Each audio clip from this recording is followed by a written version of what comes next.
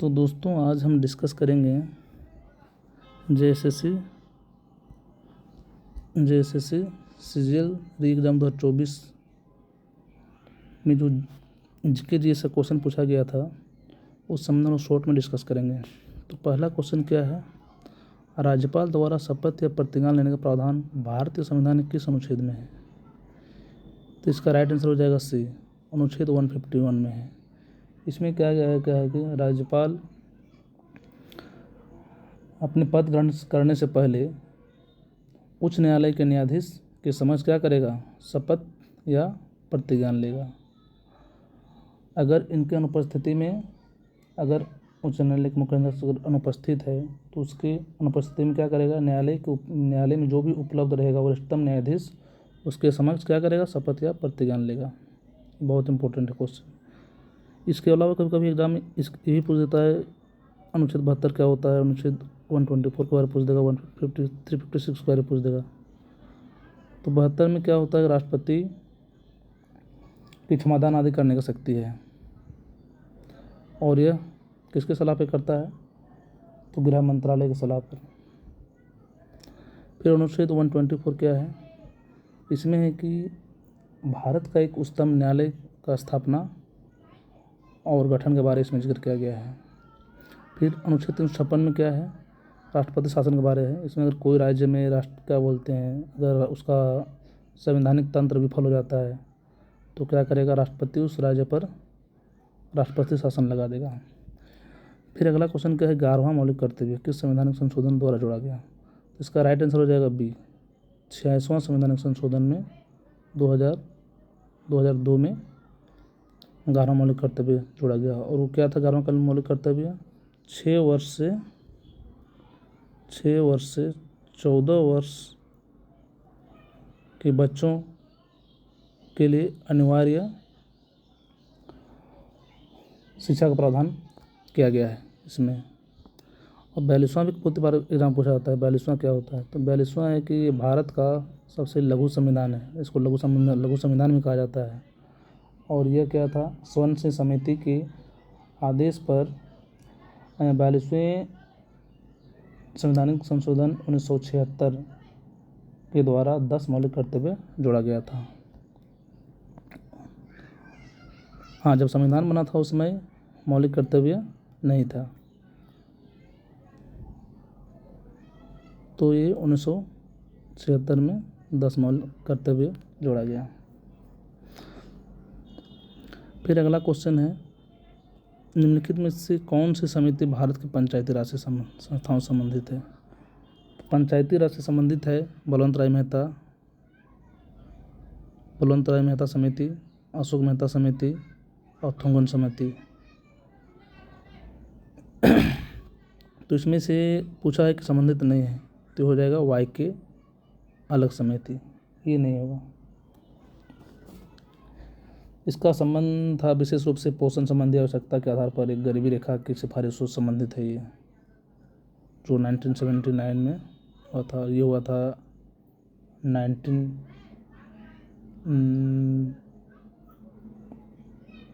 इसका था 1957, इसका था 1977। फिर अगला क्वेश्चन है, वर्तमान में कितने राज्यों में विधान परिषद हैं? तो वर्तमान में कुल 6 राज्यों में विधान परिषद है। तो कौन कौन सा है?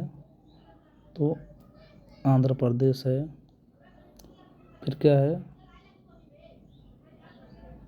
कर्नाटका है, उसके बाद क्या है, तेलंगाना है, और क्या है, महाराष्ट्र है, और क्या है, बिहार और यूपी मतलब उत्तर प्रदेश।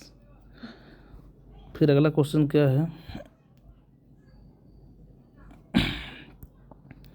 लोकसभा को भंग करने का अधिकार, बहुत इंपॉर्टेंट है, बहुत बार क्वेश्चन पूछा जा चुका है अभी तक। तो ये होता है भारत का राष्ट्रपति। भारत का राष्ट्रपति के लोकसभा को भंग करने का अधिकार है। फिर अगला क्वेश्चन है, भारत के संविधान के 7वें अनुसूची के संघ सूची में निम्नलिखित में से कौन सा विषय आता है? संघ सूची में 7वें अनुसूची में कौन सा विषय आता है? तो इसका राइट आंसर हो जाएगा ए, खानों और तेल क्षेत्रों में श्रम सुरक्षा का नियमन। फिर अगला क्वेश्चन क्या है, ग्लोबल इकोनॉमिक प्रोस्पेक्टस रिपोर्ट कौन प्रकाशित करता है? तो ये जो करता है वो करता है विश्व बैंक। और इसका स्थापना कब हुआ था? 1944 में। इसका मुख्यालय कहाँ है? तो वाशिंगटन डीसी में। और ये IMF जो है इसका भी स्थापना हुआ था 1944 में, और इसमें 190 देश है भी शामिल हैं। और इसका भी क्या मुख्यालय है? Washington DC.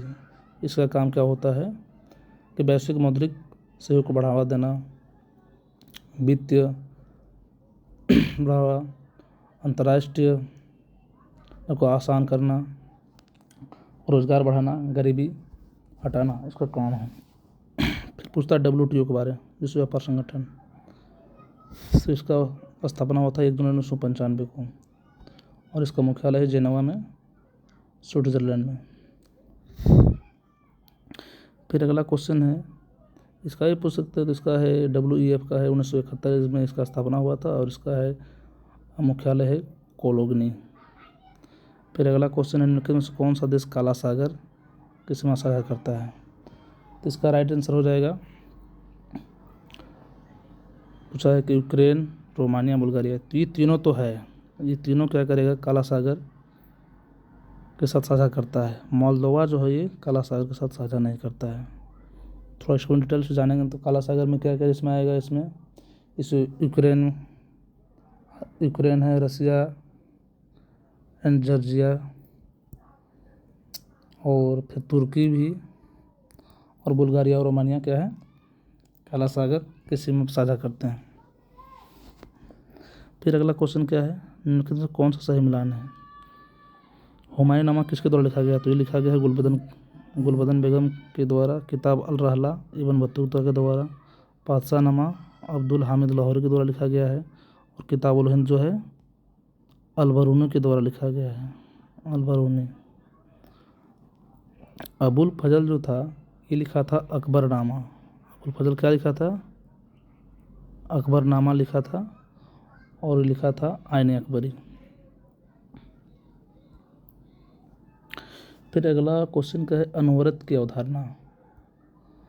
अनवरत की अवधारणा का समर्थन किसने किया? तो इसका राइट आंसर हो जाएगा जैन धर्म।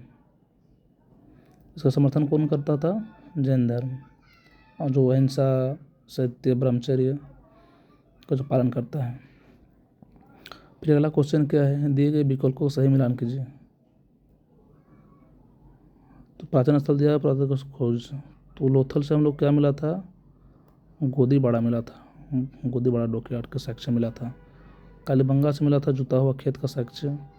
धोलावीरा से मिला था हम लोग को हड़प्पा लिपि के 10 बड़े आकार के चिन्हों का शिलालेख मिला था। और बनावली से मिला था टेराकोटा के हल की प्रतिकृति मिला था। इसका राइट आंसर क्या हो जाएगा? बी। फिर अगला क्वेश्चन क्या है, निम्नलिखित में से कौन सा शासक वंश और उनकी राजधानियों का सही मिलान नहीं है? तो पल्लव वंश का राजधानी कहाँ था? कांची था। पांड्या वंश का राजधानी मदुरई था। यादव वंश का राजधानी मथुरा नहीं था। तो पूछा है मिलान नहीं होगा, तो इसका राइट आंसर हो जाएगा सी। यादव वंश का राजधानी था देवगिरी, तो महाराष्ट्र में बाद में अभी क्या बन गया? ये दौलताबाद इसका राजधानी है, दौलताबाद। और डी काकतीय औरंगल जी तो सही है, काकतीय। तो इसका राइट आंसर क्या होगा? जो मिलान नहीं है तो यादव का हो जाएगा क्या? दौलताबाद इसका राजधानी है। फिर अगला क्वेश्चन है, निम्नलिखित में से कौन से नृत्य यूनेस्को की अमूर्त सांस्कृतिक विरासत सूची में शामिल नहीं है? तो कोलंबिया तो शामिल है, जो 2010 में शामिल किया गया था। छऊ भी शामिल है, भी 2010 में शामिल किया गया था। और मधुयट्टू भी 2010 में शामिल किया गया था। थेयम जो है इसका आंसर होगा, ये पूछा है शामिल नहीं है, तो थेयम शामिल नहीं है। बाकी तीनों 2010 में शामिल किया गया था।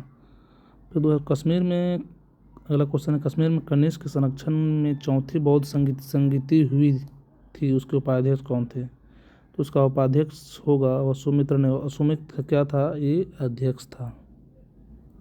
अश्वमित्र जो था ये अध्यक्ष था, और उपाध्यक्ष था अश्वघोष। तो इसका राइट आंसर क्या हो जाएगा? बी नंबर, अश्वघोष। अगला क्वेश्चन है, भारत की संविधान सभा का गठन किसके तहत किया गया? तो यह कैबिनेट मिशन की योजना के तहत किया गया। तो इसका राइट आंसर क्या हो जाएगा? ए। फिर पूछा है क्वेश्चन, निम्नलिखित में से किस भारतीय शासक ने आधुनिक तर्ज पर विदूषक दूतावास स्थापित किया था? तो इसका राइट आंसर होगा टीपू सुल्तान।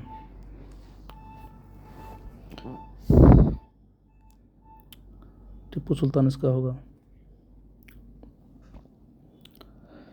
टीपू सुल्तान क्या था? 18वीं शताब्दी के उत्तरार्ध में दक्षिण भारत का मैसूर साम्राज्य का शासक था ये टीपू सुल्तान।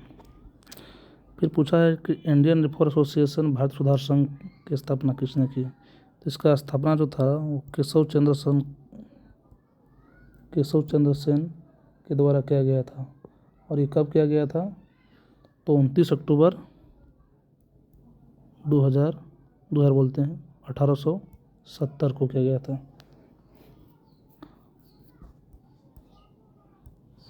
फिर अगला क्वेश्चन, निम्नलिखित में से किसने अप्रैल 1930 में नमक कानून तोड़ने के लिए मालाबार तट पर मार्च का आयोजन किया? तो इसका राइट आंसर हो जाएगा बी, श्री राजगोपालचारी के द्वारा 1930 में नमक तोड़ने के लिए मालाबार तट पर मार्च का आयोजन किया गया था। फिर पूछा है जोजिला दर्रा कहाँ स्थित है? तो इसका हो जाएगा राइट आंसर हो जाएगा बी, केंद्र शासित प्रदेश लद्दाख। फिर पूछा है मेट्रो रेलवे जोन का मुख्यालय कहाँ है? तो इसका राइट आंसर हो जाएगा कोलकाता। अगर ये पूछ देगा कि पूर्वी और दक्षिणी रेलवे, तो उसका भी मुख्यालय कहाँ है? पूर्वी और दक्षिणी का, तो कोलकाता। अगर पूछ देगा पश्चिमी और मध्य का, तो उसका मुख्यालय मुंबई। फिर अगला क्वेश्चन क्या है? अरावली पर्वत का सबसे पुरानी पर्वत श्रृंखला क्या किन राज्यों से फैली हुई है? तो इसका हो जाएगा राजस्थान, गुजरात, हरियाणा और दिल्ली। तो इसका राइट आंसर क्या होगा? ये कभी कभी क्वेश्चन यही पूछता है भारत की सबसे पुरानी पर्वत श्रृंखला क्या है? तो उसका आंसर होता क्या होता है? अरावली पर्वत। फिर अगला क्वेश्चन है कि वनस्पतियों के संरक्षण की इन सिटू विधि के लिए निम्नलिखित में से कौन से एक स्थल नहीं है? तो इन सिटू विधि के लिए बायोस्फीयर रिजर्व है, वन्य अभयारण्य है, राष्ट्रीय उद्यान है। तो स्थल नहीं है पूछा है, कौन सा स्थल नहीं है? तो डी, बोटनिकल गार्डन जो होगा इसका आंसर होगा। फिर पूछा है बायो मैग्निफिकेशन जैववर्धन का अर्थ क्या होता है? किसी प्रजाति की जनसंख्या में वृद्धि, नहीं ये तो गलत हो जाएगा। खाद्य श्रृंखला में किसी प्रदूषक को कंस्ट्रक्शन सांद्रता में वृद्धि, ये राइट आंसर हो जाएगा। तो इसका राइट आंसर क्या हो जाएगा? बी। फिर निम्नलिखित में से कौन सा जल निकायों को यूट्रोफिकेशन से संबंधित नहीं है? यूट्रोफिकेशन इसको बोलते हैं, हिंदी में सुपोषण भी बोलते हैं। इसका मतलब होता है किसी जलाशय के पोषक तत्वों को समृद्ध करना। और शैवाल का विकास करता है, ये जल प्रदूषण में वृद्धि करता है। तो पूछा क्या है? संबंधित नहीं है। तो घुलित ऑक्सीजन में वृद्धि नहीं, वो घुलित ऑक्सीजन में कमी करता है। इसका आंसर क्या हो जाएगा? सी। फिर अगला क्वेश्चन क्या है? किसी उत्पाद के बाजार मूल्य पर पहुंचने के लिए उत्पाद की कारक लागत में कौन सा क्या जोड़ा जाता है? तो सभी अप्रत्यक्ष करों का योग। तो इसका राइट आंसर क्या हो जाएगा? बी। फिर अगला क्वेश्चन है निम्नलिखित में से कौन सी घटना सबसे पहले की गई थी हुई थी? तो सबसे फर्स्ट हुआ था नेशनलाइजेशन ऑफ इंश्योरेंस कंपनीज का, हुआ था 1900 कब? 1956 में किया गया था। फिर एयर इंडिया का राष्ट्रीयकरण कब हुआ था? तो एयर इंडिया का हुआ था 1953 में। बैंकिंग विनियमन अधिनियम का हुआ था 1949 में। फिर एसबीआई का हुआ था 1955 में। तो इसका राइट आंसर क्या हो जाएगा? सी। फिर अगला क्वेश्चन है यदि आरबीआई कैश रिजर्व का अनुपात कम कर देता है, मतलब सीआरआर अगर कम कर देता है, तो ऋण सृजन पर क्या प्रभाव पड़ेगा? तो ये बढ़ जाएगा, इंक्रीज कर जाएगा। तो इसका राइट आंसर क्या होगा? सी होगा। फिर भारत में गरीबी का अनुमान लगाने के लिए निम्नलिखित में से किसका उपयोग किया जाता है? जनसंख्या अनुपात ये भी हो सकता है, कैलोरी सेवन ये भी है, भोग व्यय ये भी हो सकता है। तो इस क्वेश्चन में ऐसा कुछ ऑप्शन नहीं है, तो इसको हम रखेंगे स्टार मार्क में। हालांकि ये बी भी आंसर दे सकता है, देखते हैं क्या होता है। फिर अगला क्वेश्चन निम्नलिखित में से कौन सा शहर यूनेस्को विश्व शहर संस्कृति मंच का हिस्सा बनने वाला पहला भारतीय शहर बन गया? तो ये बना है बेंगलुरु। फिर अगला क्वेश्चन है भारत के पहले स्वदेशी रूप से विकसित परमाणु सक्षम पनडुब्बी का नाम क्या है? तो INS अरिहंत। ये SBC के द्वारा क्या विशाखापट्टनम के द्वारा वहीं स्थापित किया गया है। और ये इसका हुआ था कब, 26 जुलाई 2009 को शुरुआत किया गया था। फिर पूछा ब्लैक लंग रोग किन लोगों में होता है। लेकिन नहीं, ये नहीं होगा, कार्बनिक सॉल्वेंट नहीं होगा, पेंट निर्माण नहीं होगा, तो क्या होगा, कोयला खदान। जो भी कोयला खदान में काम करता है उसको चांसेस है कि ब्लैक लंग रोग होने का पूर्ण संभावना है। फिर अगला क्वेश्चन क्या है, निम्नलिखित में से कौन सा शरीर की सबसे बड़ी अंतःस्रावी ग्रंथि है। सबसे बड़ी अंतःस्रावी ग्रंथि थायराइड, थायराइड होता है इसका, तो इसका राइट आंसर हो जाएगा थायराइड। फिर पूछा सिंकोना के किस भाग में एक दवा प्राप्त होता है, तो छाल से प्राप्त होता है। और ये मलेरिया क्या होता है, क्या उसका कुनिन निकलता है, तो उस दवा पर कहते हैं कुनाइन। कुनाइन से फिर क्या होता है, मलेरिया का इलाज किया जाता है। नेत्रदान में आँख में से किस भाग का प्रत्यारोपण किया जाता है, तो कार्निया का, तो राइट आंसर क्या हो जाएगा ए।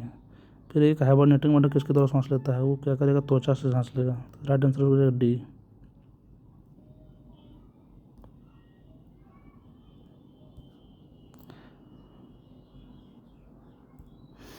फिर अगला क्वेश्चन क्या है कि कई पक्षियों की मधुर ध्वनि उनकी छाती के भीतर गहरे दबे एक रहस्यमय अंग आती है। पक्षियों के ऐसे स्वरूप अक्सर क्या कहते हैं, तो इसको बोलते हैं सारिंग्स बोलते हैं, तो राइट आंसर क्या हो जाएगा बी।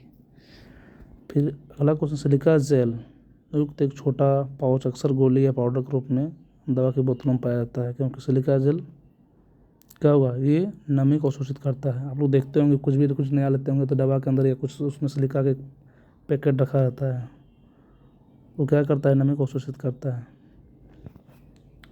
फिर अगला क्वेश्चन है, तालाबों और कुओं निम्नलिखित में से किसकी रिहाई मच्छरों को नियंत्रित, अच्छा मच्छरों को नियंत्रण करने के लिए गमसिया मछली छोड़ा जाता है कुआं में, तालाब में।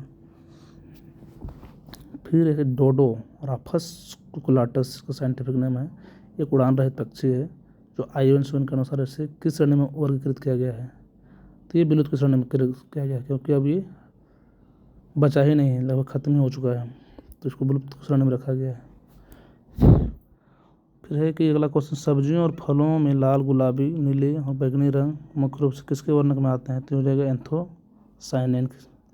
फिर अगला क्वेश्चन है कि पीतल हवा की उपस्थिति में किस गैस के कारण अभिरंजित हो जाता है, तो इसका राइट आंसर हो जाएगा हाइड्रोजन सल्फाइड। इसके कारण क्या होता है, पीतल में जो हवा लगता है तो उसका क्या हो जाता है, डिस्कलर्ड हो जाता है।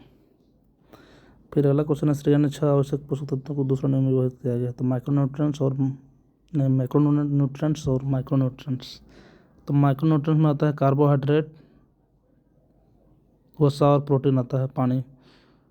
और माइक्रोन्यूट्रिएंट्स में आता है विटामिन, खनिज। तो इसका राइट आंसर क्या हो जाएगा, वसा, तो क्या होगा ए आंसर इसका होगा राइट आंसर। पौधों का कौन सा भाग हमें केसर उत्पाद देता है,